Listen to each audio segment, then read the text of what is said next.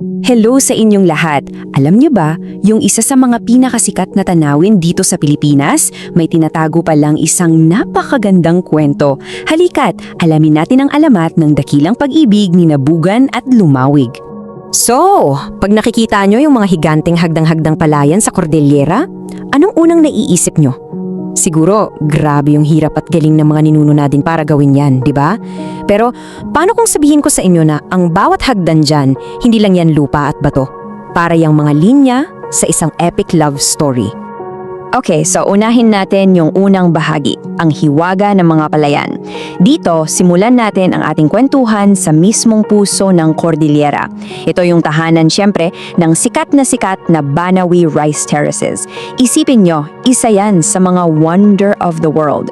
Kasi yung mga palaya na yan, hindi lang sila basta, alam mo yon, gawang kamay na pang-agrikultura. Hindi.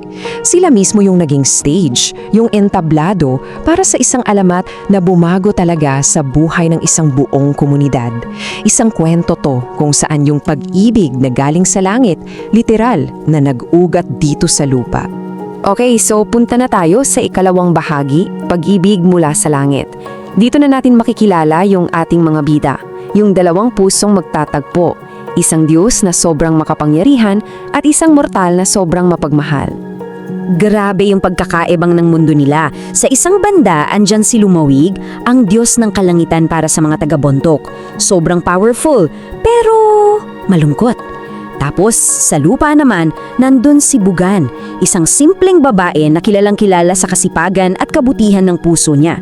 You know, isang Diyos na naghahanap ng purpose, tapos isang tao na nagbibigay ng purpose sa lahat ng ginagawa niya. Ang ganda, no? So anong ginawa ni Lumawig? Bumaba siya sa lupa. Nagpanggap siyang ordinaryong tao. Tapos, sa tabi lang ng isang sapa, doon niya nakita si Bugan. At alam niyo kung ano yung unang nakakuha ng atensyon niya? Hindi yung ganda, kundi yung kasipagan at kabutihan niya. Doon pa lang, alam niya agad, siya na yung hinahanap niya. At di nagtagal, ayun na nga, ikasal sila.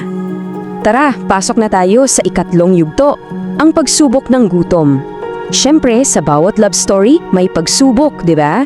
At yung sa kanila, haharap sa isang challenge na, well, hindi nila inaasahan. Isang problema na susubok talaga sa kanila. So, lumapas yung mga taon, lumaki yung pamilya nila. Dumami rin yung mga tao sa komunidad nila. Pero, habang nangyayari yun, may isang malaking problema na biglang lumitaw. Ano yun? Nagkukulang na sila sa pagkain. Yung gubat na dati nilang pinagkukunan, hindi na kaya. Subukan yung isipin yung sitwasyon nila. Ang kinakain lang nila para mabuhay, mga ligaw na prutas, ugat ng puno, tapos kamote. Yun lang. Gabi-gabi, naririnig ni Lumawig yung iyak ng mga batang gutom. At bilang isang Diyos na naging tatay, grabe, durog na durog ang puso niya. Kailangan niya talagang gumawa ng paraan. At dito na nga papasok yung solusyon, galing mismo sa langit. Punta na tayo sa ikaapat na bahagi, ang biyaya ng gintong butil. Ito yung regalo na babago sa kwento nilang lahat magpakailanman. So, naisip ni Lumawig na ibahagi yung isang bagay na sa mundo lang niya. Sa langit, makikita ang palay. Ito yung mga gintong butil na magiging sagot sa lahat ng dasal nila at wawakasan ang gutom. Pero teka, paano yun nangyari?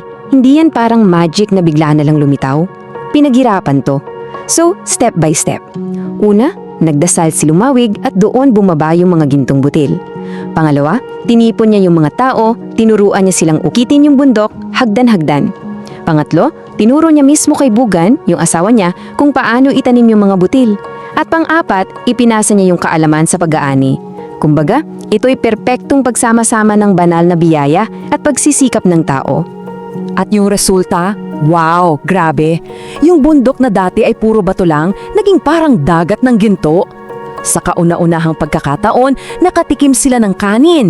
At yun na, yung gutom nawala na. Pinalitan ng kasaganahan at pag-asa.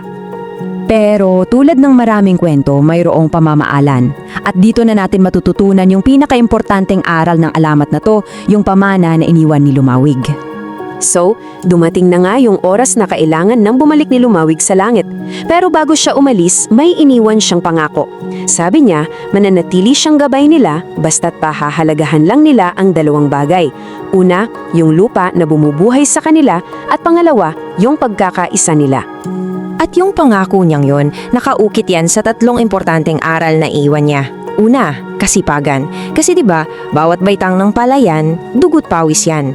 Pangalawa, pasasalamat. Dahil bawat ani, isang biyaya na dapat ipagdiwang. At ang pinakaimportante sa lahat, pagkakaisa. Kasi yung isang napakalaking obra tulad ng rice terraces, imposible ang mabuo kung walang pagtutulungan, kung hindi nagkakaisa yung buong komunidad. Kaya sa susunod na upo kayo para kumain, tingnan nyo yung kanin sa plato nyo. Tandaan nyo to, bawat butil niyan, hindi lang yan basta pagkain. Paalala yan ng sakripisyo, ng pagtutulungan at ng isang pag-ibig na napakalakas na kaya nitong baguhin ang itsura ng isang buong bundok. Kaya ito ang iiwan kong tanong para sa inyo.